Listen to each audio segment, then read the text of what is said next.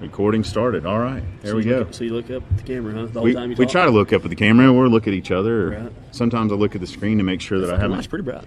Not too shabby. I mean, it highlights our features. How do you? Oh yeah.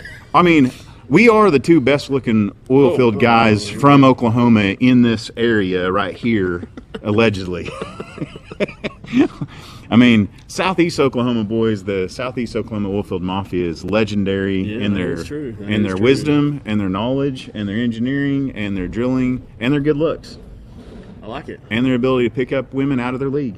Absolutely. I outkick my coverage. I definitely outkick my coverage. Yeah, I mean, we all do it. Yeah.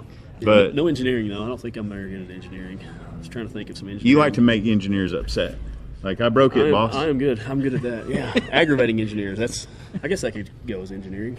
Well, this is the Talking Energy Show at the AADE Permian Basin Operator Forum in Midland, Texas, and I'm trying to get as many guests as possible to come in here and hang out with me. You're my first victim today. I've been begging him to get on this show for a while now and tell me all about yourself. How did you get in oil and gas? Man, I got in oil and gas with I'd worked in a coal mine, underground coal mine, in the summers for my dad. Kind of started moving up there, and it was all because of my dad. So it kind of jaded me a little bit. So I quit there and got on a rig, and kind of the rest is history, I guess. I'm glad you're out there doing it, man. You're a strong, leader for safety or just doing things right out there. Your guys love you and respect you, and you came up with, who was above you when you first started? Who broke you out? A guy named Ken Willis actually broke me out 2004, I believe, 3-4, somewhere around there. Broke out in Rangeley, Colorado. Nice. Worked all around Wyoming, Wamsutter. Cold yes. In the winter. Broke out drilling in Roosevelt, Utah, and cold there too. It was colder there, I think, than it was in Wyoming, honestly. And then started pushing tools in Colorado for neighbors. Worked my way up to drill and superintendent there in the Permian. Come out here to Odessa in like 2009, and went consulting shortly after that, and been consulting ever since. Been on Continental about 9 years now. Funny thing about my neighbor's deal is when we were interviewing, and Ken Willis was interviewing all the new roughnecks or whatever, just kind of orientation. He was asking us all, where are you going to be in 5 years? And I stood up, and I was a smart aleck, worse then than I am now. And so I stood up and said, I'm going to be in your spot in 5 years. And he, of course, died laughing.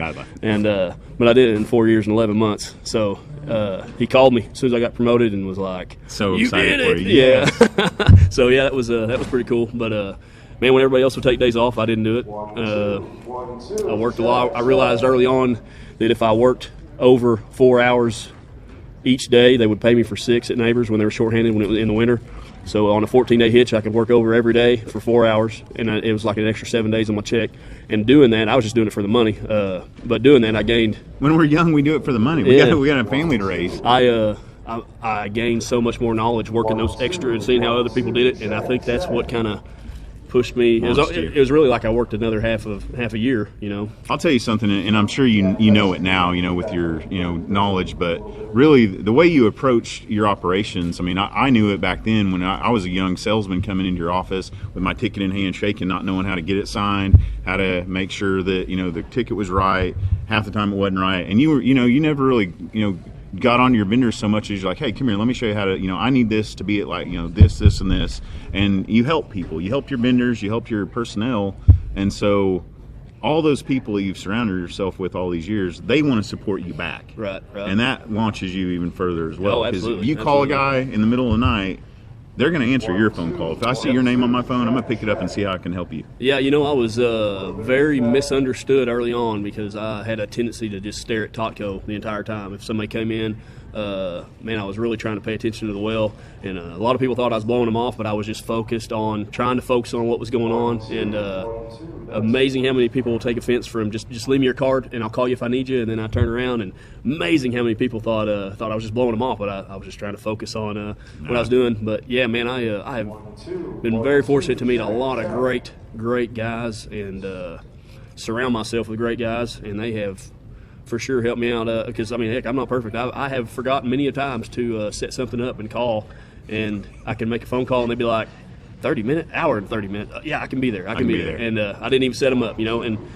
I'm sorry out there if somebody canceled a call on you to get to me. I apologize because that's probably what happened. But yeah, I've been helped out like that just because of good guys, man. Oklahoma, I gotta brag on the Central Oklahoma guys, and man, they're just great people. We just came out of that Powder River stuff, and man, they're just like us. They're all about the work, all about the oil and gas, and great people to be around. What are you excited about? I'm sure you're super excited to be down here in the Permian and grabbing, all the new. I mean, Continental in the Permian. Like, what? We're excited. And, of course, you're down here. I got to get the best of the best down here to get that going. I don't know about that. I think they just know I like punishment. But I enjoy building the team part of it. That's really what I enjoy doing, is getting a group of guys and bringing them together and running a clean, honest operation.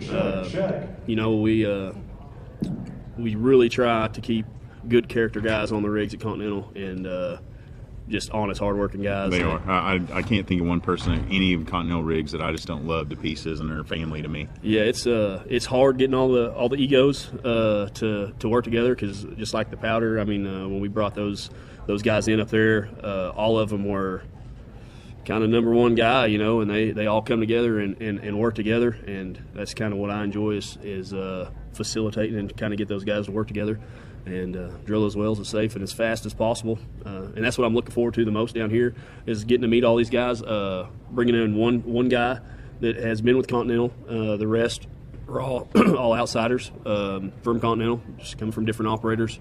And super excited to get these guys on, show them how we do things, and make them part of the team, the Continental team. So, what's some of the new technology? As a drilling superintendent, I mean, you're seeing operations every single day. What's something out there that you're just really excited seeing? That's been, that the rig company, is it the drilling contractors are putting in new technology on the rigs?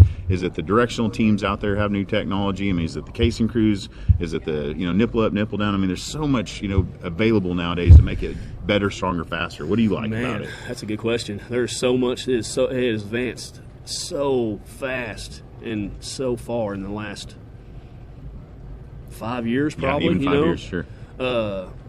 Man, the drilling contractors, some of the apps and things you get on your phone. I don't want to call just one particular drilling contractor, but we have drilling contractors. There's a lot of good ones out there, but one comes to mind when it comes to technology that is they're just far superior. They've got it figured out. Their auto drillers are so smooth. It used to be so hard to keep steady weight on bit. Back in the day when you had the Wildcat auto driller and the brake handle, and and then goes to the automated stuff with the touch screens and analog, and it was really hard to keep steady weight on bit, which affects a lot of things when you're talking steering wells. So, man, the stuff they're doing now to just keep that bit on bottom and just steady. The rotary steerable technology that they're coming out with, unreal what we're able to do now with rotary steerables in terms of time and efficiency. It's crazy. And what's crazy is they figured this out as they went. It kind of fine-tuned it over the last 5 years, but how fast that the guys, the directional drillers, have caught on to this, and how fast they've adapted and grew with it. And they're masters of this tool that's really brand new, I mean, in the scheme of things. So, man, I could go on and on about it. Most of my stuff's definitely going to be on the operations side, but adopting new technology. But I mean, also you guys are adopting bigger, stronger safety. I mean, absolutely. Continental is one of the strongest leaders in safety that I've run across. I believe so. We pride ourselves in having 100% reporting, which anybody in the safety and operations side knows that when you do the 100% reporting, you have less incidents. When you report every little thing that happens, if it's a gallon of fluid, you report it. If it's just a pulled muscle in your leg, whatever it is, you report everything. And man, your matrix really does see the benefit to that. A lot of people don't want to report because they think it looks bad, but the overall picture is what you got to look at. And 100% reporting, the better the reporting, the better your safety record. The not just a safety record, but I mean, if you were like me when I first got into the industry, I listened to those safety meetings as little as I possibly could. Like, man, I am ready to get to work. Let me go. Yeah. And now, we're above some people, and we're like, man, I really want. You don't even know how much I want you to go home safe at the end of the day. Yeah, you got to adapt it helps sitting in those meetings as that kid and being like, man, well, I don't care about this, you know, because then you start kind of adapting your style when you get up there to make those speeches and remember where he went wrong. And I enjoy that as well. I enjoy trying to get everybody involved, get everybody to pay attention, and mix in a little bit of operations with that safety during your safety meeting. Because most of these guys, man, they just want to get out there and get after it. That's just the oil and gas way, man. We just want to get after it. Once we get a game plan, let's go. And you got to mix that stuff in there, keep them entertained, and keep them focused on you, and they take the message good. But if you just go in there and start spouting numbers and just go through the statistics and you're reading through your safety bulletin, and guys are dozing off or not paying attention at all. So got to make it interesting. What do you think we could do as an industry that we could do better? Not Continental. I'm just saying, like, just industry-wide. Yeah, man, I mean, it's no secret we're kind of under attack. A lot of false narratives about us. And it's kind of that thing, the squeaky wheel gets the grease, right? Yeah. I think that a lot of leaders can kind of step up and explain this stuff. Got a funny story about that. I was in Outback with one of my old bosses, and we were eating, and the waitress, she came and he tipped her really well, and she said, "What do you do?" And he told her, and she was like, "Well, what about global warming?" And so he actually kind of broke it down for her there for a minute and explained like all. He didn't bash her at all. No, he said, no. "Hey, I understand that you have a concern, and let me help you." Yeah, so he kind of took her back in time before the Industrial Revolution. I mean, the whole deal, in about a 10-minute deal, and she was just, she may have been 20.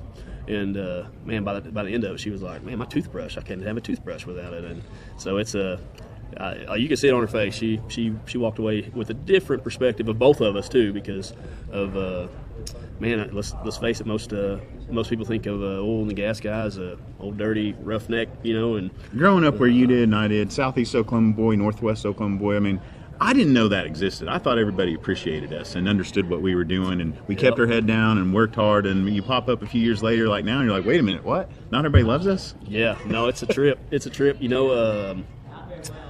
Wyoming's very, very they love energy oil and gas there, friendly, yeah. man.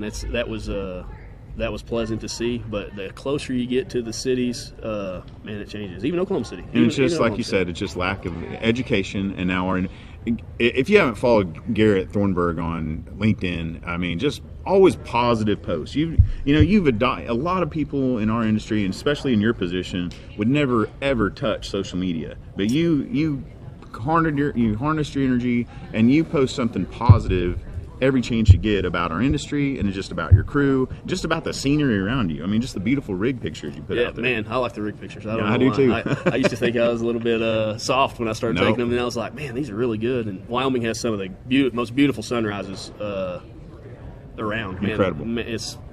If they look that good on picture, just your pictures actually it makes me want to go up there and visit you in the cold. Yeah. I'm glad you're down here in the warm Permian now. Somebody asked me, well, how are you getting those pictures?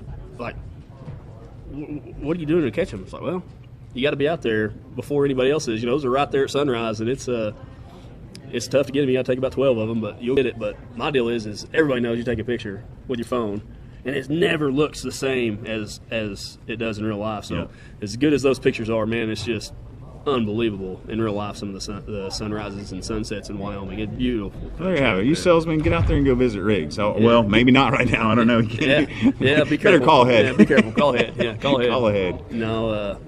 Well, that's incredible. How many people you think Continental employs now total? Do you have any idea? Man, I ain't got a clue. I mean, they're it's growing so fast. Our industry is growing fast. I hope that anybody's watching this right now that may be outside of oil and gas, if you're interested, I mean, reach out to guys like Garrett and myself, man. We would love to, do our best to bring you into our industry. We always need great people and, smart people, smarter than me for sure, and, get out there and work hard. And, man, it's rewarding. It's absolutely incredibly rewarding. You won't meet a better group of people. I mean, I've said that from the day I started. I mean, every industry or place has bad apples, right? I mean, that's just the way it is. But as far as just a whole, man, you won't meet any better people than oil and gas guys, gals. It's pretty awesome, and it really is. Well, I can't thank you enough for being on this. I know I've been bugging you a while, and I knew I'd catch you eventually. But how do people get a hold of you? Better just connect with him on LinkedIn. Yeah, tag me on LinkedIn. Yeah. Tag him on LinkedIn, and he will write you back. He's solid gold about getting back with people when he can, and I mean, just support Continental, support Garrett, support oil and gas guys. And, man, you get out there and make your own content. Let us know about it and let us share it, too, because it's important these days. We got to educate people. That's right. God bless Cool. you, man. Thanks, I appreciate man. y'all. Yep.